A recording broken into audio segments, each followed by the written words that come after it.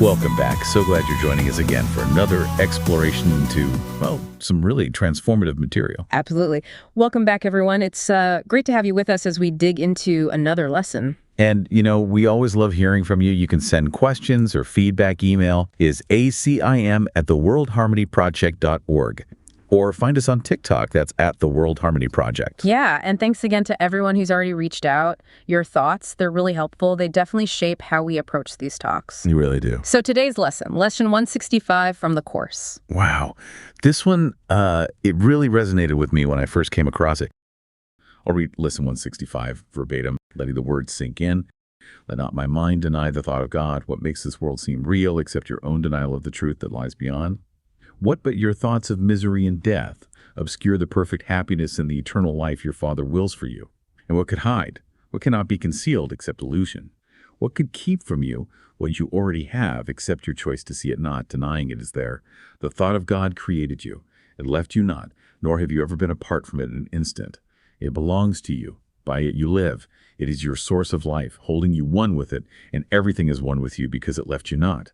The thought of God protects you, cares for you, makes soft your resting place and smooth your way, lighting your mind with happiness and love. Eternity and everlasting life shine in your mind, because the thought of God has left you not and still abides with you. Who would deny his safety and his peace, his joy, his healing, and his peace of mind, his quiet rest, his calm awakening, if he but recognized where they abide? Would he not instantly prepare to go where they are found, abandoning all else as worthless in comparison with them? And having found them, would he not make sure they stay with him and you remain with them? Deny not heaven. It is yours today, but for the asking. Nor need you perceive how great the gift, how changed your mind will be before it comes to you. Ask to receive, and it is given you. Conviction lies within it. Till you welcome it as yours, uncertainty remains. Yet God is fair. Sureness is not required to receive what only your acceptance can bestow. Ask with desire. You need not be sure that you request the only thing you want. But when you have received, you will be sure you have the treasure you have always sought. What would you then exchange for it? What would induce you now to let it fade away from your ecstatic vision? For this sight proves you've exchanged your blindness for the seeing eyes of Christ. Your mind has come to lay aside denial and accept the thought of God as your inheritance. Now is all doubting past, the journey's end made certain, and salvation given you. Now is Christ's power in your mind to heal as you were healed. For now you are among the saviors of the world. Your destiny lies there and nowhere else. Would God consent to let his Son remain forever starved by his denial of the nourishment he needs to live? Abundance dwells in him, and deprivation cannot cut him off from God's sustaining love and from his home. Practice today in hope, for hope indeed is justified. Your doubts are meaningless, for God is certain, and the thought of him is never absent. Sureness must abide within you who are host to him. This course removes all doubts which you have interposed between him and your certainty of him. We count on God and not upon ourselves to give us certainty, and in his name we practice as his word directs we do. His sureness lies beyond our every doubt. His love remains beyond our every fear.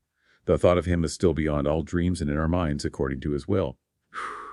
Let not my mind deny the thought of God. That very first line, it sets everything up, doesn't it? It really does. This lesson,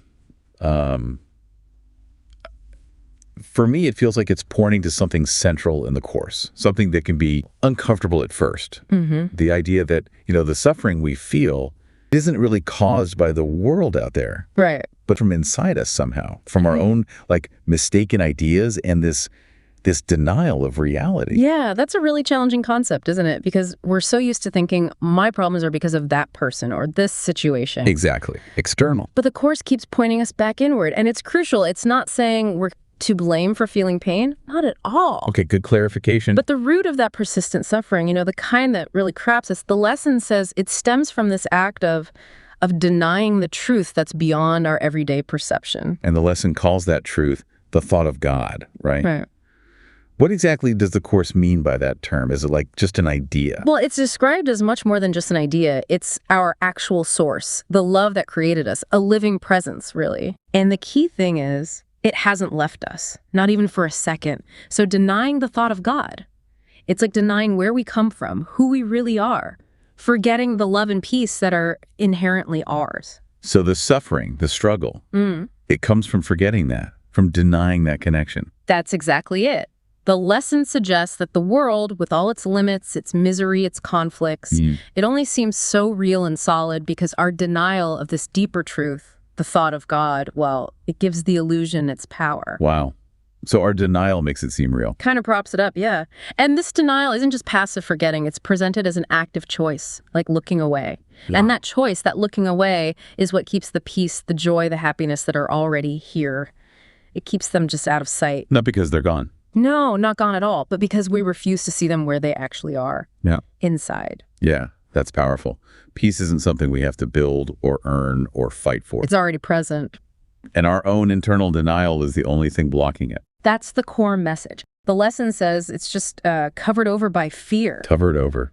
I like that phrasing. Yeah. So we're not trying to like summon God or pull God down from somewhere. Right. We're just remembering that we're already inside that love, always connected. It's a kind of holy remembering. Okay, so how do we do that? Yeah. How does this remembering happen? Yeah. The lesson talks about willingness, not needing certainty. What does that look like practically? It means we don't have to wait until we feel 100% sure or until we feel like some kind of, spiritual giant. To receive God's gifts, the safety, the peace, the joy, the healing, the lesson lists, they're already ours. They're our inheritance from the thought of God. So we just need to be willing. Just willing. Right. Willing to stop pushing away what's already here, what's already ours. Willing to stop resisting. Willing to just get out of our own way? Basically, yeah. That line you mentioned earlier really hits home, doesn't it? What makes this world seem real except your own denial of the truth that lies beyond? Mm-hmm. The Course is gently saying, look, the heaviness you feel, the solidness, the pain of the world you see, it isn't some random force attacking you. The projection? Stemming from our own minds, denying something absolutely fundamental. Okay. And again, just to be really clear, this isn't saying it's your fault you're hurting. Absolutely not. That's so important. The Course fully acknowledges that we experience suffering deeply. Right. But it denies that suffering is our true state, our permanent reality. It's more like a fever dream. It feels terrifyingly real while you're in it, right? Yeah. But it's not the underlying reality of your health. It's a temporary distortion. That makes sense. And I think I've had, well, maybe glimpses of that. Moments where the fear or the grief, it didn't just magically disappear, but something inside it relaxed. Stopped fighting so hard. Maybe during meditation or just walking quietly or maybe hitting a point of total exhaustion, letting go. It wasn't about fixing the external problem right then, but more like the internal battle stopped for a moment. And a different kind of quietness, maybe peace could come through. I know exactly what you mean. I had an experience like that. It was during a really tough conversation, actually an argument with someone I care about. And I was just spinning, totally stuck in my usual pattern, feeling misunderstood, feeling alone, convinced it was hopeless, Yeah, that loop. That loop. And then just the idea from this lesson, let not my mind deny the thought of God, it just sort of popped into my head. And I actually paused, took a breath. It wasn't like angels singing or anything dramatic. Right. But in that tiny pause, I suddenly saw the other person differently, not as the enemy, Yeah. but just as someone else who was also struggling. And the next words out of my mouth came from, well, a different place. Less defense, more connection. And that shift, that internal shift in how you saw things. Yeah. That's the miracle, isn't it? According to the Course. That's exactly it. A miracle isn't always some huge external fireworks show. It's this internal change of mind. The softening. Yes, a softening, becoming less defended, just remembering for a second, oh, wait, I'm not totally alone in this. That shift is the miracle. It allows love to enter the situation, even if the outer circumstances haven't visibly changed yet. This lesson feels so needed sometimes, especially when the world just feels overwhelming. After tragic events happen, how does this idea, let not my mind deny the thought of God, how does that even apply when we're faced with something truly horrific, like a public tragedy? That's such a crucial question, because trying to apply this lesson when faced with immense suffering, well, to the ego, to our usual way of thinking, it can feel almost cold or wrong. Yeah, like you're dismissing the pain. Exactly. Let's think about that recent tragic event, the stampede in Bengaluru on June 4th, where people were killed, injured, just at a rally. The news, the stories, they're just heartbreaking. Absolutely devastating. And the immediate natural human reaction is grief, maybe anger, confusion, asking how these things can possibly happen, it feels like the total opposite of peace. It really does. And this lesson is not asking us to squash that grief or pretend the tragedy isn't real. Okay. When we remember, let not my mind deny the thought of God in that kind of context, we're not using it to spiritually bypass the horror. We're trying to use it as a way to hold that immense grief, that heartbreak, but hold it within the larger awareness of love. Okay, so holding the pain within love, not denying the pain, but not letting the pain become the only thing we see. Exactly. It's choosing not to let the fear, the despair, the anger about what happened, not let that become the ruling force in our own minds, because if it does, we just end up adding more darkness to the world's collective suffering. Right. So from that place of holding the pain within love, the response might look different. What? What might that look like? Practically. Well, it could be simple things. Lighting a candle, a genuine, heartfelt prayer for everyone affected, maybe asking inwardly, quietly, what would you have me do? Maybe that leads to a concrete action, like donating to help the families. Or maybe right then, it's simply about consciously sending thoughts of healing, of protection, of peace. The key is that the response comes from a centered place, not just raw reaction. That helps clarify the common misunderstanding, doesn't it? That choosing inner peace when bad things happen means you're detached or you don't care. It's really the opposite, I think. It's a kind of devotion. Devotion to not feeding fear and anger more energy than they already grab in the world. Okay. It's about trusting that allowing that inner stillness, that remembering our connection to love can actually have a positive effect. Maybe an effect we can't see directly, but it's there personally and maybe rippling out. So what if someone says, well, that's just spiritual detachment. You don't care about the injustice or the safety issues that led to this. How do you respond to that? That's a fair challenge. I think we could explain that holding peace isn't about not caring. It's about how we choose to respond because we care. For me, personally, trying to hold on to peace actually helps diminish my own paralyzing fear of random tragedies. And it allows me to look at bigger issues like public safety or systemic problems from a place of clearer vision, hopefully. Not just reacting out of anger or fear. It's trying to access what the Course calls the Christ vision, seeing with love, seeing what's real, which allows for, hopefully, a more truly helpful response. Even if it goes against the grain. Yeah, even if it goes against the cultural expectation that the only way to show you care is through expressing outrage and fear. It's challenging that assumption. Our hearts absolutely go out to everyone affected by that tragedy in Bengaluru.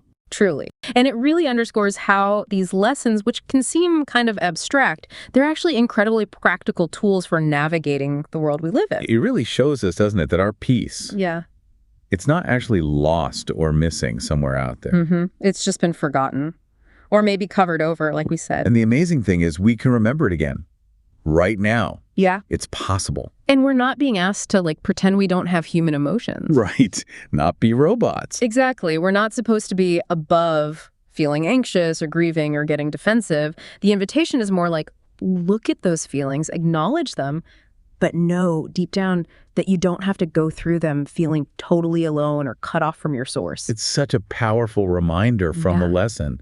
The thought of God hasn't left us. Never. We've just left the awareness of it.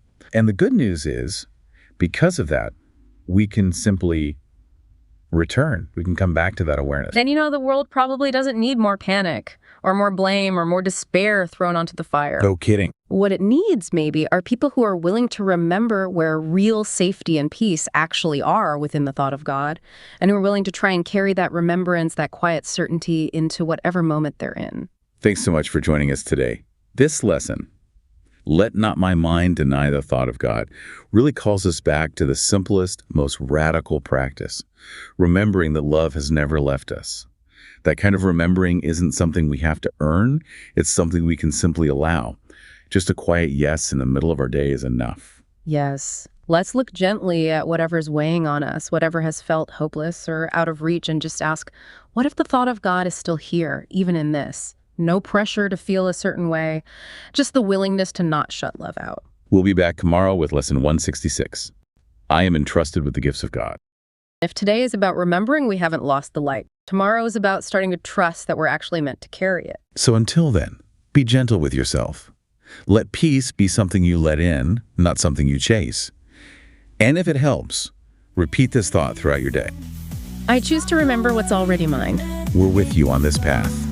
Until tomorrow, take care and let love be what you lean into today. Goodbye.